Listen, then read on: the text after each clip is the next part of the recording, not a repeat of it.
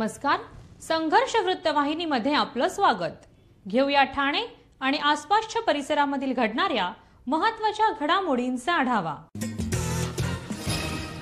ठाणे महानगरपालिकेच्या हद्दीत येत असलेल्या दिवा शहराची लोकसंख्या 5 लाखाच्या पुढे गेली असून येथील नागरिकांच्या सुरक्षेच्या दृष्टिकोनातून दिव्याला स्वतंत्र पोलीस ठाण्याची निर्मिती करण्यात यावी अशी मागणी ठाकरे गटाने ठाणे पोलीस आयुक्तांकडे केली आहे।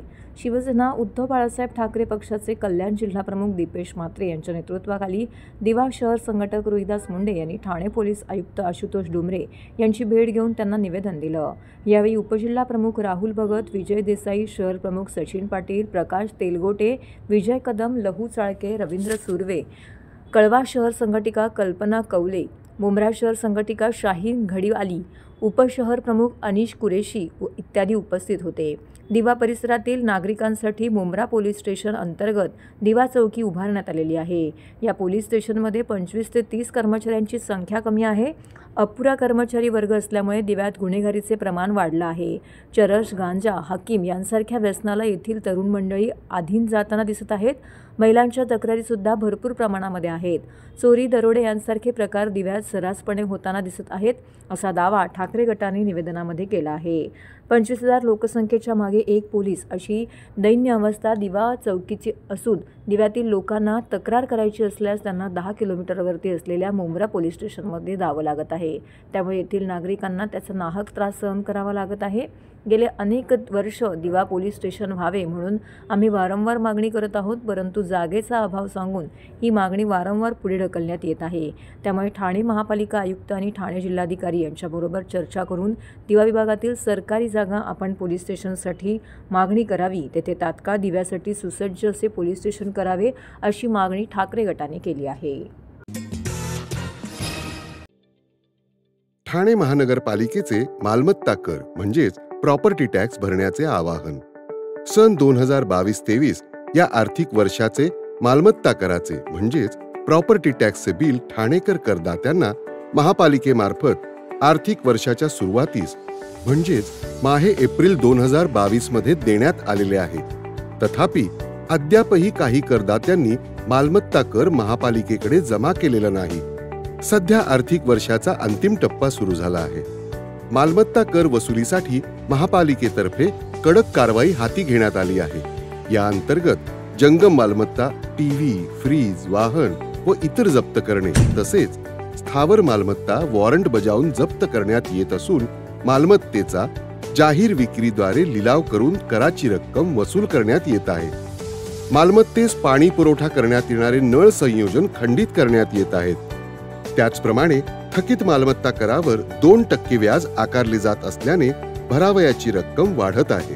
आपला मालमत्ता कर propertytax.thanecity.gov.in या लिंकद्वारे तसंच गुगल पे, फोन पे, पेटीएम याद्वारे ऑनलाईन पद्धतीने करण्याची सुविधा उपलब्ध करून दिली आहे। शनिवार, रविवार व सार्वजनिक सुट्टीच्या दिवशी नागरिकांना मालमत्ता कर भरणे सोयीचे व्हावे याकरता महापालिकेचे मालमत्ता कर संलग्न कार्यालय या दिवशी कार्यान्वित ठेवण्यात आलेले आहे। तरी मालमत्ता कर वसुलीची अप्रिय कारवाई टाळण्याच्या दृष्टिकोनातून मालमत्ता कर भरून महापालिकेस सहकार्य करावे। धन्यवाद। महाराष्ट्राचे उपमुख्यमंत्री एकनाथ शिंदे आणि शिवसेना पक्षाच्या प्रमुख नेत्यांच्या वाढदिवसानिमित्त युवा सेनेच्या वतीने युवा विजय महाराष्ट्र दौरा आयोजित करण्यात आला आहे।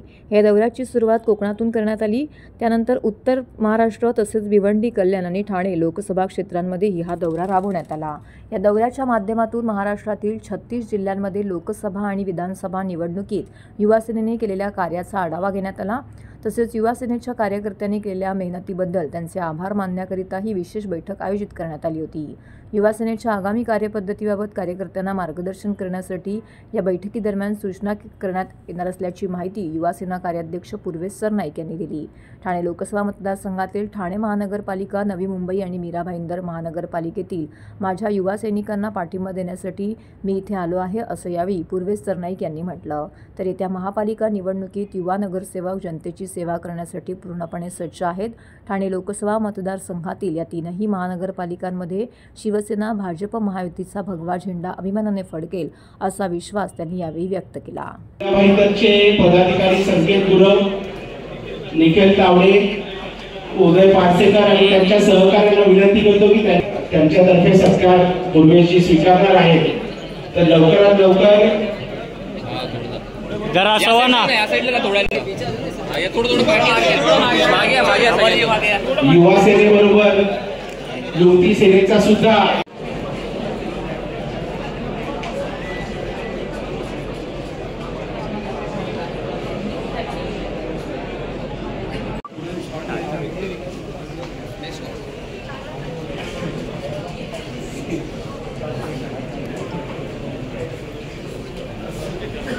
युवा सेनेची इन्कमिंग म्हणजे आता कालचंच उदाहरण देतो. आम्ही नाशिक आणि शिर्डी लोकसभाची बैठक घेतली होती. त्या ठिकाणी सुद्धा उभाटा गटाचे त्याचबरोबर काँग्रेस गटाचे अनेक युवक हे आमच्या युवा सेनेमध्ये सामील होत आहेत. आणि हे फक्त आणि फक्त सन्माननीय उपमुख्यमंत्री एकनाथ शिंदे साहेबांवरचा तो विश्वास आहे.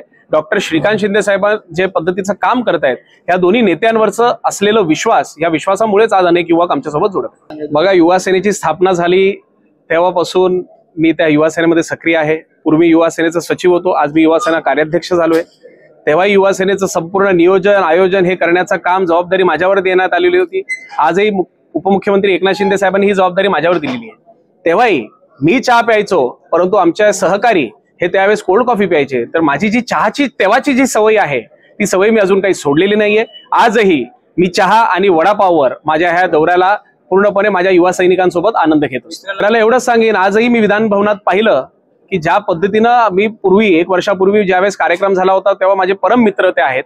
आणि शेवटी बघा, जुने मित्र आहेत, प्रेम आहेच. आणि अशा माझ्या परम मित्राला मला एवढंच सांगायचं की आपल्यापेक्षा जे ज्येष्ठ नेते असतात त्या ज्येष्ठ नेत्यांशी आपण चांगल्या पद्धतीनं वागलं पाहिजे.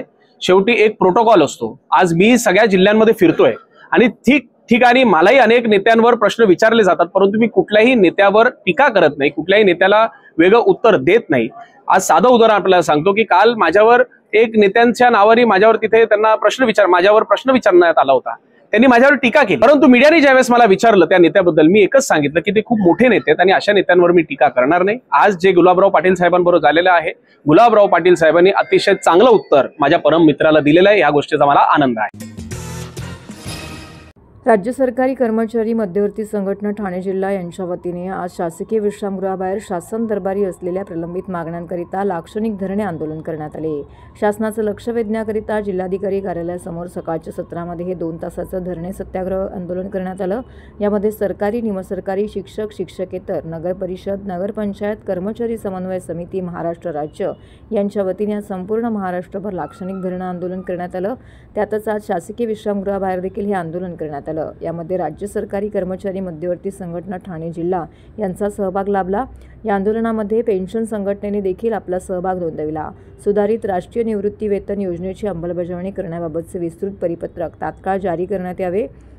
तसेच खुल्लर समितीचा अहवाल तात्काळ प्रसिद्ध करावा. OFRDA कायदा रद्द करण्यात यावा. या अंशकालीन कर्मचाऱ्यांच्या सेवा नियमित करावा. सार्वजनिक उद्योगांचे खाजगीकरण रद्द करा. सरकारी विभागांचे संकोचीकरण तात्काळ थांबवा. 8व्या वेतन आयोगाची स्थावर सपत्ता करण्याबाबत केंद्र शासनाकडे आग्रह धरा. तसेच प्रत्येक इस्पितळामध्ये कॅशलेस उपचार मिळावा यासाठी व्यापक स्वास्थ्य विमा योजना लागू करावी. यांसारख्या अनेक मागण्या या आंदोलनादरम्यान लावून धरण्यात आलेल्या आहेत. तर अर्थसंकल्पीय अधिवेशन सुरू असतानाच त्यांचं लक्ष वेधण्याकरिता आज हे आंदोलन करण्यात आलं.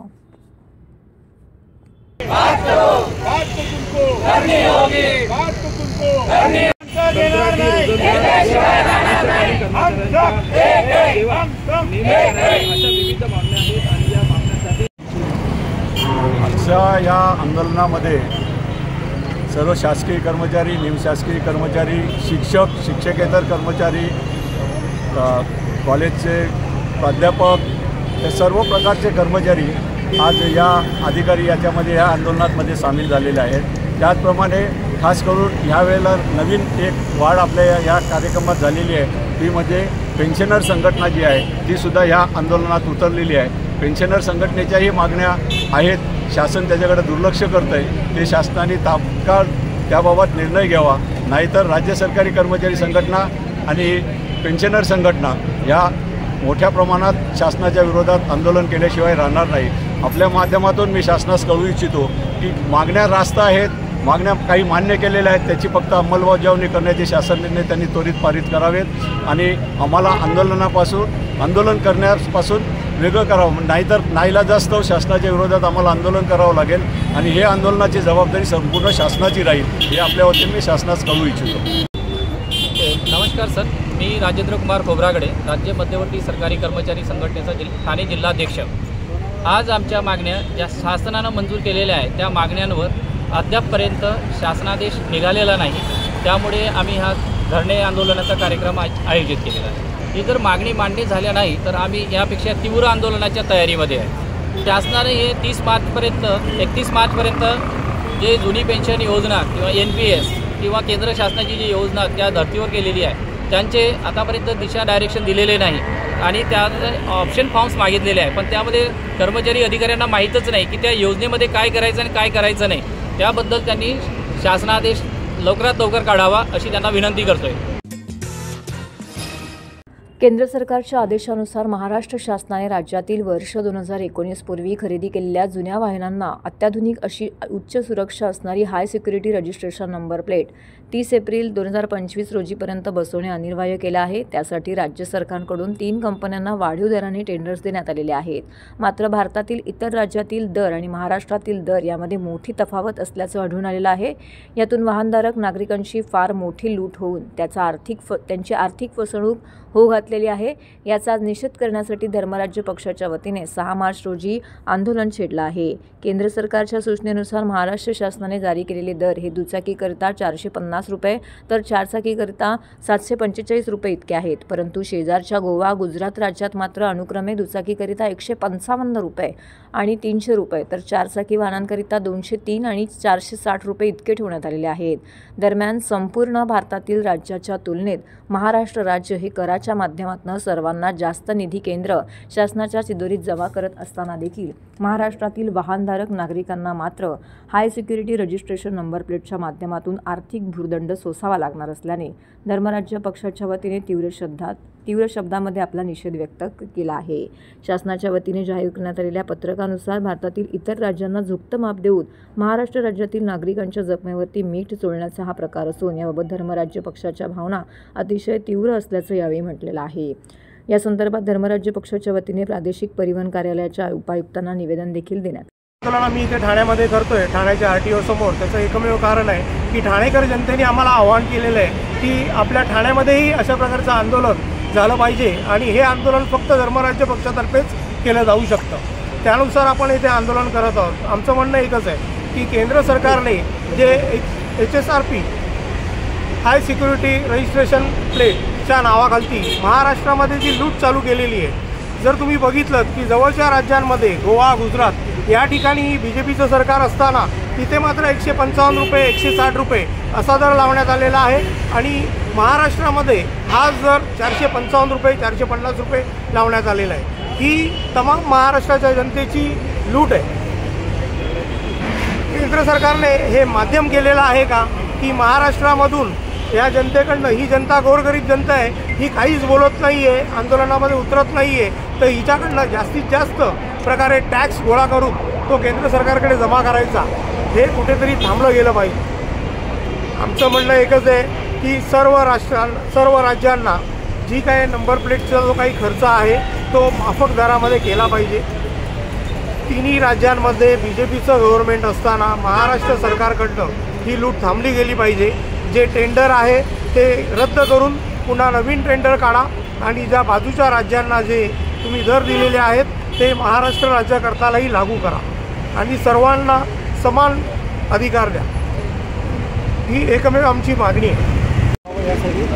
धर्मराज्य पक्षचे अध्यक्ष राजेंद्र आदी साहेब यांच्या मार्गदर्शनाखाली हे आपण आंदोलन उभारलेलं आहे. आपण पाहाल की हाय सिक्युरिटी रजिस्ट्रेशन नंबर प्लेटच्या नावाखाली ही जी ठाणेकर जनतेची किंवा महाराष्ट्राची ही जी लूट चाललेली आहे ती लूट कुठेतरी थांबवावी यासाठी आम्ही आंदोलन उभारलेलं आहे. आणि तुम्ही पाहाल की बाजूच्या राज्यामध्ये जिथे BJPचंच राज्य आहे, गुजरात म्हणा, गोवा म्हणा, तिथे दर हे माफक दर आहेत आणि इथे दर जे आहेत हे फार जास्त प्रमाणात आहेत, तर हे टेंडर रद्द करून परत नवीन टेंडर काढून आणि लोकांना परवडेल अशा माफक दरामध्ये हे दर लावावेत किंवा बाजूच्या राज्याचे दर लावले तेच दर इथे लागू करावेत अशी आमची मागणी आहे ठाणेकर जनतेकडून. आणि ठाणेकर जनतेला तुम्ही न्याय द्याल ही शासनाला आम्ही एक विनंती करतो. ठाणे महानगरपालिका क्षेत्रामध्ये मोघरपाडा नजीक खाडीकिनारी 260 मीटर उंचीची प्रेक्षक गॅलरी उभारण्यात येणार आहे. कन्व्हेन्शन सेंटर, शॉपिंग मॉल, कार्यालय इत्यादींचा त्या क्षेत्रामध्ये विकास होणार आहे. यांसारख्या शहराच्या दृष्टिकोनाने आवश्यक असलेले प्रास्ताविक प्रकल्प आर्थिकदृष्ट्या व्यवहार्य होतील आणि नियोजन करण्याची सूचना खासदार श्रीकांत शिंदे यांनी केली आहे. ठाणे महानगरपालिका क्षेत्रात प्रस्तावित असलेल्या प्रेक्षक गॅलरी आणि कन्व्हेन्शन सेंटर, कोलशेत येथील टाउन पार्क, कळव्यातील यशवंतरामा साळवी तरण तलावाची नव्याने बांधणी, कारेगाव येथे प्रस्तावित नवीन नाट्यगृह इत्यादी प्रकल्पांच्या सद्यस्थितीचा आढावा या बैठकीदरम्यान घेण्यात आला. या बैठकीसाठी खासदार श्रीकांत शिंदे, खासदार नरेश म्हस्के, आमदार जितेंद्र आव्हाड, महापालिका आयुक्त सौरभ राव, जिल्हाधिकारी अशोक शिंगारे, अतिरिक्त आयुक्त प्रशांत रोडे, नगर अभियंता प्रशांत सोनाग्रा, माजी नगरसेवक गोपाळ लांडगे, राम रेपाळे, रमाकांत मडवी, नजीम मुल्ला तसेच जिल्हा प्रशासन आणि महापालिकेचे वरिष्ठ अधिकारी येथे उपस्थित होते. मोगरपाडा येथे 260 मीटर उंचीची प्रेक्षक gallery, convention centre, hotel, golf course, mall, कार्यालय, कलादालने असा सुमारे 8,000 कोटी रुपयांचा प्रकल्प प्रस्तावित आहे. त्यासाठी लागणारी एकूण जागा, त्यापैकी ताब्यातील जागा इत्यादी स्थितीची माहिती आजच्या बैठकीत देण्यात आली. हा प्रकल्प आर्थिकदृष्ट्या पूर्णपणे व्यवहार्य झाला पाहिजे, त्याप्रमाणे त्याची आखणी करावी. स्थानिक गरजा काय आहे त्याचा अभ्यास केला जावा अशा सूचना यावेळी श्रीकांत शिंदे यांनी केली आहे. कळवा मुंब्र्याच्या डेव्हलपमेंटवरती आज आयुक्त महोदय कळवा मुंब्रा आणि त्याचबरोबर ठाणे लोकसभा या मतदारसंघातील बैठक आयुक्त महोदयांच्याकडे पार पडली. त्या बैठकीमध्ये खासदार नरेशजी म्हस्के साहेब होते, त्याचबरोबर आमदार जितेंद्रजी आव्हाड, आमचे जिल्हाप्रमुख गोपाळजी लांडगे साहेब, राम रेपाळेजी, रमाकांत मडवी सगळे उपस्थित होते. त्यामध्ये कळव्यामध्ये जे स्विमिंग पूल आहे त्या स्विमिंग पूलच्या ठिकाणी multi storey vertical sports complex ही नवीन संकल्पना आम्ही घेऊन येतो आहे. 10 कोटी रुपये अगोदरच मंजूर झाले त्याच्यासाठी. म्हणजे कळव्याच्या नागरिकांसाठी स्विमिंग पूलबरोबर बाकी अमेनिटीज, बॅडमिंटन असेल, लॉन टेनिस असेल, क्रिकेट असेल, सगळ्याच गोष्टी, स्क्वॉश असेल, या सगळ्या गोष्टी त्या एकाच ठिकाणी त्यांना मिळतील.